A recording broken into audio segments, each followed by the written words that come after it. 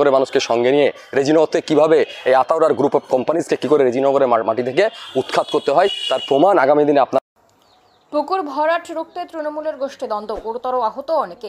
অভিযোগ তৃণমূলের একাংশের বিরুদ্ধে। মুর্শিদাবাদের রেজিনগর থানার জয়নগর পশ্চিমপাড়া এলাকার ঘটনা। অন্তর্গত জেলা পরিষদের পুকুর অবৈধভাবে মাটি কেটে বিক্রি করার প্রতিবাদ করায় জয়নগর পশ্চিমপাড়া এলাকায় ঘটে যায় খণ্ডযুদ্ধ।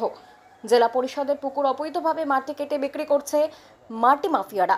বাধা দিলেই রড, লাঠি এবং আগ্নেয়াস্ত্র দিয়ে হামলা করা হয় বলে অভিযোগ।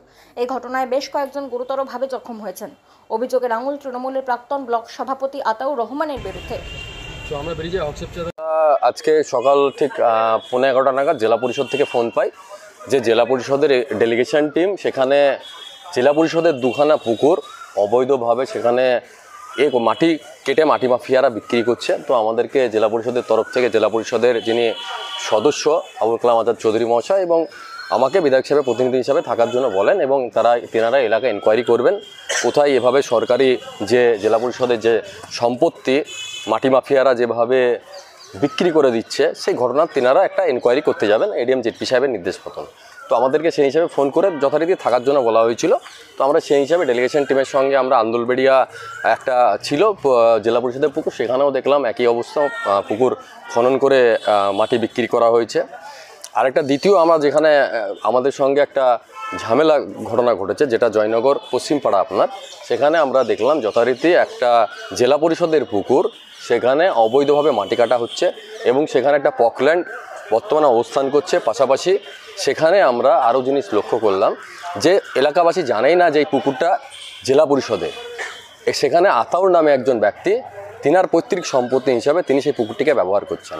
তো আমরা যখন ডেলিগেশন টিমের সঙ্গে কথা বলছিলাম বা ডেলিগেশন টিম তিনারা যখন এনকোয়ারি করছিলেন তখন আচমকা আমরা দেখলাম আতাউর রহমানের নেতৃত্বে, যিনি প্রাক্তন ব্লক সভাপতি ছিলেন, তিনার নেতৃত্বে তিনার নিজের দাদা একটা আর তার সঙ্গে তার কাকার 2-4 ছেলে পেলে লড, লাঠি এবং আগ্নেয়াস্ত্র নিয়ে তারা আমাদের উপরে যথারীতি হামলা চালায় এবং একটা প্রাণে মেরে ফেলার একটা পরিকল্পনা তাদের ছিল এবং সেই সঙ্গে জেলা পরিষদের যারা ডেলিগেশন টিম ছিল তাদের উপরেও ইট ছোড়া হয়। তো যেভাবে হোক আমরা তাদেরকে প্রোটেকশান দিয়ে ওই এলাকা থেকে কোনো রকমে বের করি। তারপরে আমরা যে 5-6 জন ছিলাম পুরো ওনারা 8-10 জন পুরো লাঠি সাটা নিয়ে আমাদের উপরে অন্যায়ভাবে একদম পুরো সরকারি সম্পত্তি যেভাবে তারা ব্যবহার করছে ব্যক্তিগত সম্পত্তি হিসাবে, সেই সম্পত্তিটাকে আমরা যেহেতু রক্ষণাবেক্ষণ বা সেই সম্পত্তিটা যাতে সরকারের থাকে সেই জিনিসটাকে পুনরুদ্ধারের জন্য আমরা সরকারকে সহযোগিতা করার জন্য যখন যাচ্ছি, তো তাদের এই যে সম্পত্তি যখন তারা বুঝতে পারছে যে আমাদের সম্পত্তি বেরিয়ে যাবে, সরকার এখানে তারা পুনরায়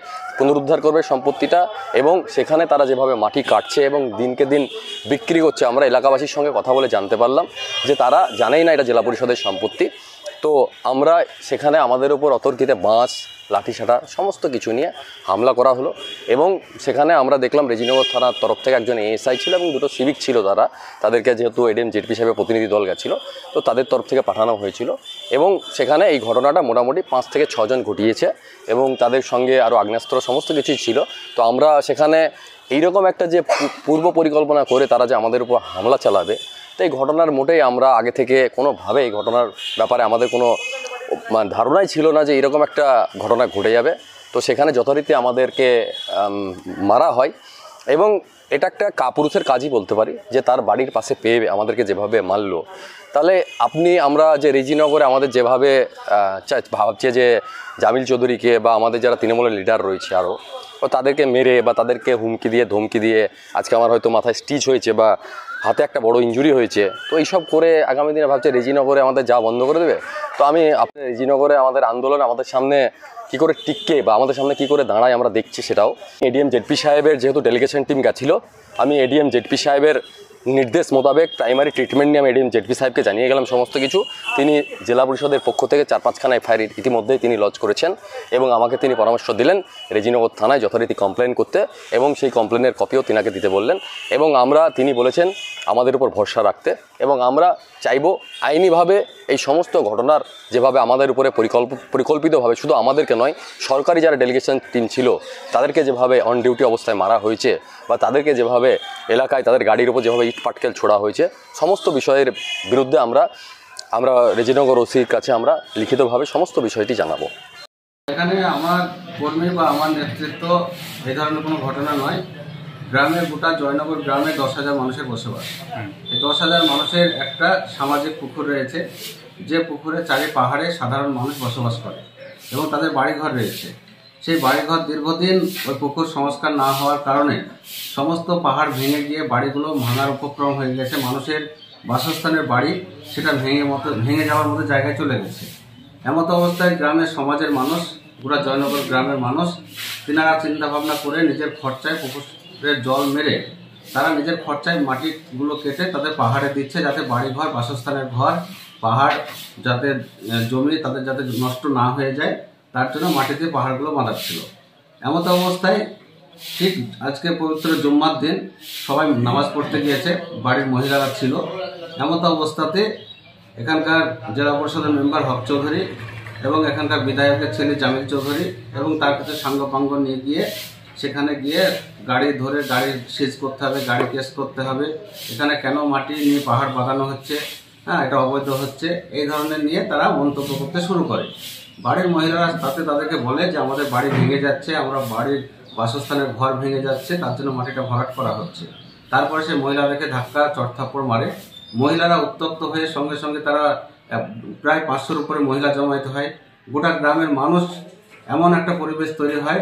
আমি সেই অবস্থাতে ব্লকে ছিলাম, ব্লকে আমার কাছে ফোন গেল যেরকম গ্রামে ঝামেলা হচ্ছে। সঙ্গে সঙ্গে আমি বেরিয়ে আসলাম।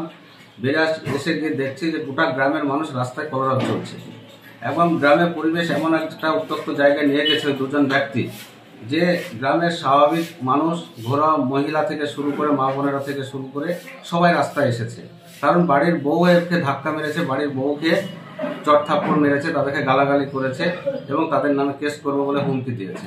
মানুষ বিক্ষোভে এটা হক চৌধুরী এবং জামিল চৌধুরী। তারপরে গ্রামের মহিলারা ক্ষোভে ফেটে পড়ে তাদের উপরে আক্রমণ করে এবং ধস্তাধস্তি একটা পরিবেশ হয়েছে। প্রশাসন গিয়ে তারপর আমি বিডিও অফিস থেকে সেখানে পৌঁছে তাদের উদ্ধার করে আমি গাড়ি করে সেখানে কোনো ক্রমে পার করে মানে জয়নগর থেকে বের করে দেওয়া হলো। তার ঠিক আধ ঘন্টা পরে শুনতে পাওয়া গেল প্রশাসনের মাধ্যমে যে বেলডাঙ্গা হসপিটালে আমার এক ছোট শালা, তিনার স্ত্রীকে নিয়ে ওখানে ভর্তি রয়েছে। সে বেলডাঙ্গাতেই রয়েছে সকাল থেকে। সে গ্রামের খোঁজ খবরও জানে না, গ্রামের ঘটনাটা কিছু জানে না। তার উপরে চড়াও হয়ে জামিল চৌধুরী, মহিদুল চৌধুরী, হক চৌধুরী এবং তারও আরও অন্যান্য ভাইরা সবাই একত্রিত হয়ে তার উপরে বেধড়ক মারধর আক্রমণ হয়ে সে রক্তাক্ত জখম করে দেয় এবং সে বেলডাঙ্গা হসপিটালে চিকিৎসার পরে তাকে বহরমপুর ট্রান্সফার করে এবং বর্তমানে বহরমপুর হসপিটালে চিকিৎসাধীন রয়েছে। তাই আমরা জয়নগর গ্রামবাসী হিসাবে, রেজিনগরবাসী হিসাবে আমরা ওই বিধায়কের ছেলে জামিল চৌধুরীকে এবং হক চৌধুরীকে ধিক্কার জানাই যে গ্রামে এমন একটা গ্রাম, যে গ্রামে বদ্রেশীল গ্রাম, গ্রামে 10,000 মানুষের বসবাস, গ্রামের সমাজের পক্ষ থেকে তাদের নিজের বাসস্থানের বাড়িটুকু আগলানোর জন্য মাটি দিয়ে তারা গার্ড করছিল। তা সেই মহিলাদেরকে চড়থাপ্পড় মারা, গালাগালি করা, তাদেরকে কেসের হুমকি দেওয়া, গাড়ি সিজ করার হুমকি দেওয়া, এই ধরনের যে কাজ করেছে তারই আমরা প্রতিবাদ জানাচ্ছি, তার ধিক্কার জানাচ্ছি এবং তাদের বিরুদ্ধে যথাযথ আইনানুগ ব্যবস্থা নেওয়ার জন্য আমরা প্রশাসনের দ্বারস্থ আমরা হতে যাচ্ছি। আচ্ছা, আরো অভিযোগ তুলছে নাকি ওখানকার মাটি ট্র্যাক্টর করে ভরে নিয়ে যাওয়া হচ্ছিল? না, দেখুন, ওখানকার যে মাটি সেটা গোটা গ্রামের সমাজের মাটি। তারা পাহাড় বাঁধাবে সে পুকুরে। এর আগে বিএলআর অফিস থেকে স্টাফ এসেছে, তারা নিজস্ব জমি কতটা ভেঙেছে সেটা বিএলআর অফিসের স্টাফ তিনারা পরিদর্শন করে দেখেছে। তাহলে আমার বক্তব্য, এটা মাটির লিগাল দায়িত্বে রয়েছে বিএলআর সাহেব, ডিস্ট্রিক্টের রয়েছে এডিএম এলআর রয়েছেন, তারা তাদের নিজস্ব তাদের টিম রয়েছেন, তাদের নিজস্ব আধিকারিক রয়েছেন, লোকাল প্রশাসন রয়েছেন। তাহলে তারা তাদের তদন্ত সাপেক্ষে তার বিরুদ্ধে যথাযথ ব্যবস্থা নেওয়া উচিত ছিল বলে আমি মনে করি। কারণ মাটির ডিপার্টমেন্ট যেটা আমাদের ল্যান্ডের ডিপার্টমেন্ট, তার জন্য নির্দিষ্ট একটা ডিপার্টমেন্ট রয়েছে। আমাদের ব্লকে বিএলআরও আছে, জেলাতে আমাদের এটিএম এলআর আছে, তিনারা তাদের টিম পাঠিয়ে দিয়ে তদন্ত করতে পারত। ওরা দুজন কোন হরিদাস পাল যে একটা 10,000 গ্রামের মানুষের মতামতের বিরুদ্ধে রায় দিয়ে মানুষকে ধাক্কাধাক্কি করবে, আমাদের ঘরে মা বোনেদের, মহিলাদের উপরে হাত দেবে, ধাক্কা মারবে, চড় মারবে, এটা অধিকার ওদেরকে কে দিয়েছে? ওরা এখানকার ল্যান্ডের অফিসার না ল্যান্ডের আধিকারিক না কে ওনারা?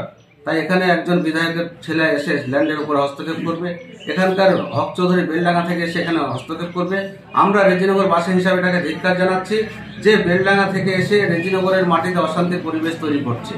এই বেলডাঙ্গার বহিরাগত মানুষ রেজিনগরে বারবার অশান্তির বাতাবরণ তৈরি করছে। আমরা এর তীব্র প্রতিবাদ যেমন জানাচ্ছি, আমরা চাইবো আগামী দিন এই বেলডাঙ্গা বহিরাগত মানুষ রেজিনগরের মাটিতে কোথাও কোনো ধরনের অশান্তিকর অপ্রীতিকর ঘটনা যদি আগামী দিন ঘটাতে যায়, তার ফল খুব খারাপ জায়গায় আগামী দিন নিয়ে যাবো, এবং আর তার ওখানে পরিণাম খুব খারাপ হবে। ওখানে যে মাটি কাটা হচ্ছিল, মানে বাঁধানো হচ্ছিল, ওটা কি বিএলও সাহেবকে জানানো হয়েছিল? হ্যাঁ, ওখানে যে মাটি কাটিয়ে জনসাধারণ, এটা ব্যক্তিগত কোনো একজন ব্যক্তি এটাকে মাটি ভরাট বা পাহাড় বাঁধানোর কাজ করছে না। ওই এলাকাতে যাদের বাসস্থানের ঘর রয়েছেন, ওই এলাকাতে যাদের বাসস্থানের রান্নাঘর রয়েছেন, যাদের পায়খানা বাথরুম রয়েছেন, যাদের বাসস্থানের বাড়ি রয়েছে, যাদের ওখানে বাগান রয়েছে, সেই ব্যক্তিরা নিজের নিজের খরচাতে কিছু কিছু লেবার করে সে মাটিগুলোকে ভরাট করছে। সেটা বিএলও সাহেবের কাছে যে কোনো মারফত ইনফরমেশন যায়, বিএলও স্টাফ এসে তিনারা দেখে যে মাটি কোনো মানে ভালো মাটি নয়, কোয়ালিটি বা গুণগত মান কোনো ভালো নয়, এটা কাদা পাক মাটি। সেই পাক মাটি দিয়ে এরা পাহাড় বাঁধাচ্ছে নিজের বাসস্থানকে সুরক্ষিত করার জন্য। তাই বিএলও সাহেব সেই ব্যাপারে কোনো রকম হস্তক্ষেপ করেনি, এটা বিএলও সাহেবের নলেজে ছিল। তাহলে বিএলও সাহেব, এটিএম এলআর সাহেব তিনাদের পক্ষ থেকে কোনো রকম অবজেকশন বা তিনাদের পক্ষ থেকে কোনো রকম ইনকোয়ারি না হয়ে একজন কি করে বেলডাঙ্গা থেকে বহিরাগত মানুষ এসে এলাকার পরিবেশকে খারাপ করতে পারে, এটা আমার প্রশ্নচিহ্ন থেকে গেল।